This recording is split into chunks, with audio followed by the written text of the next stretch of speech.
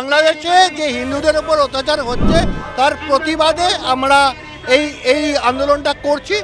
হিন্দুদের থাকতে দেবো না আমাদের দেশ থেকে। আমরা যেহেতু সংখ্যাগরিষ্ঠতা আছে ফলে আমরা থাকতে দেবো না। তারা তো সেবা নেবে কিন্তু তার বদলে খালি সম্মানটুকুও পাবে না। তাহলে ওদের ভবিষ্যৎ অন্ধকার।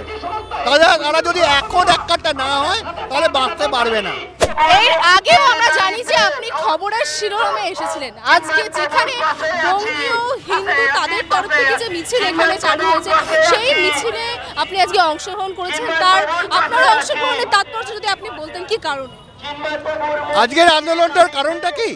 আজকের আন্দোলনের কারণ হচ্ছে বাংলাদেশে যে হিন্দুদের উপর অত্যাচার হচ্ছে তার প্রতিবাদে আমরা এই আন্দোলনটা করছি।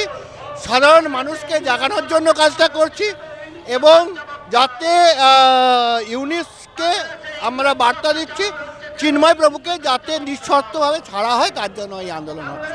আচ্ছা, এই যে আন্দোলন চিন্ময় প্রভুর আপনারা যেমন ছাড়তে চান বা মুক্তির যেমন দাবি জানাচ্ছেন, কিন্তু আজকেই দেখলাম চট্টগ্রামে আরও একজন মহারাজ স্বরূপ দাস তাকে আবার গ্রেফতার করা হয়েছে। না, ওনাকে গ্রেপ্তার করা হয়েছে, মানে তাকে ডিটেন করা হয়েছিল জিজ্ঞাসাবাদের পর। তারপরে ওনাকে ছেড়ে দেওয়া হয়। প্রায় 4 ঘন্টা জিজ্ঞাসাবাদ করার পর ছেড়ে দেওয়া হয়। কিন্তু এই যে খুঁজে খুঁজে যারা ইসকনের রয়েছে বা হিন্দু ধর্মাবলম্বী রয়েছে তাদেরকে কেন নিশানা করা হচ্ছে? তার কারণ হচ্ছে হিন্দুরা টার্গেট, মুসলমানের কাছে হিন্দুরা টার্গেট। হ্যাঁ, কাফের তারা হচ্ছে বধের জন্য উপযুক্ত। তাই জন্য মানে আইসোলেট করতে হবে। মানে বাংলাদেশে মুসলমানদের একটাই নীতি যে হিন্দুদের থাকতে দেবো না আমাদের দেশ থেকে। আমরা যেহেতু সংখ্যাগরিষ্ঠতা আছে ফলে আমরা থাকতে দেবো না। এবং এই ঘটনা পশ্চিমবঙ্গকে দেখে শিখতে হবে যে আজকে পশ্চিমবঙ্গ এবং ভারতবর্ষের যে কোনো জায়গায় যেখানে মুসলিম মেজরিটি হবে, যেমন কাশ্মীরে মেজরিটির জন্য সেখানকার পণ্ডিতদের পালিয়ে আসতে হয়েছিল, যেখানে মেজরিটি হবে সেখান থেকে হিন্দুদের শেষ, সেটাকে জেনে নিয়ে আজকে আন্দোলনটা অনেকটা জানানোর জন্য এই আন্দোলন। কোথাও কি বলতে আছেন যে বাংলাদেশ মানে পশ্চিমবঙ্গ যদি এই মুহূর্তে যদি সংযত না হয় তাহলে তার ভবিষ্যতে বাংলাদেশের অবশ্যই আপনার বেলডাঙ্গা বলুন বা মেটিয়াবুরুজ বলুন, যে সমস্ত জায়গায় মুসলমানেরা মেজরিটিতে রয়েছে, তো সেখানে হিন্দুদের জন্য কি অবস্থা সেটা আপনারা দেখতে পাচ্ছেন। তার ফল নতুন করে দেখার নয়, মানুষ খালি যদি চোখটা খোলে তাহলেই বুঝতে পারবে যে আসল ঘটনাটা কি হচ্ছে। আচ্ছা, একদিকে ইসকনের যারা রয়েছেন সদস্য বা মহারাজ তাদেরকে যেমন গ্রেফতার করা হচ্ছে, অন্যদিকে আমরা দেখছি সম্পূর্ণভাবে ইসকনটাকে নিষিদ্ধ সংগঠন ঘোষণা করার একদম ঊর্ধ্বে মানে বলতে পারি যে তারা একদম প্রক্রিয়া শুরু হয়ে গেছে। ইতিমধ্যে বাংলাদেশের হাইকোর্টে সেই আবেদনকেও কিন্তু তারা জমা নিয়েছে। কি বলবেন? হ্যাঁ, যাতে ইসকনের মতো একটা শক্তিশালী সংগঠন যাতে বাংলাদেশে কি ঘটছে সেটা পৃথিবীর কাছে না বলতে পারে, তার জন্যই এই বিষয়। না, যদি নিষিদ্ধ করা হয় তাহলে ইসকন আর কাজ করতে পারবে না। ফলে যে করেই হোক ইসকনকে যদি নিষিদ্ধ করা যায় তাহলে পৃথিবীর যে 164-65টা দেশে ইসকনের লোকেরা আছে তারা জানতে পারবে না যে ওখানে কি ঘটছে।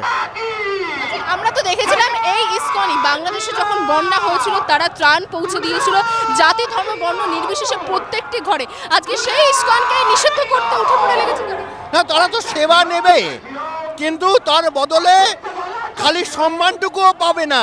তাদের মারা হবে, খুন করা হবে। এটাই তো এরা দেখালো, বাংলাদেশি লোকেদের দেখালো যে তারা কতবারই বেঈমান।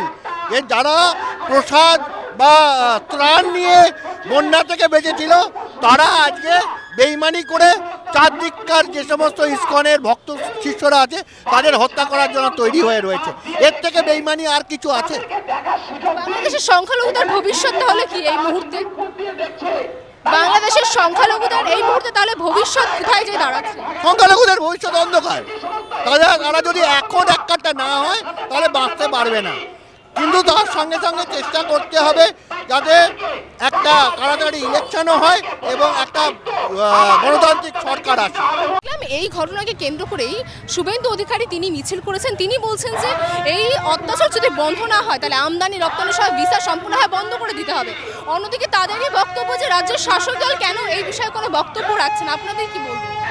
শুভেন্দু অধিকারী রাজনৈতিক নেতা হিসেবে যেটা বলেছেন, উনি পরিমার্জিতভাবে কথাটা বলেছেন এবং অত্যন্ত নরম ভাষায় কথাটা বলেছেন।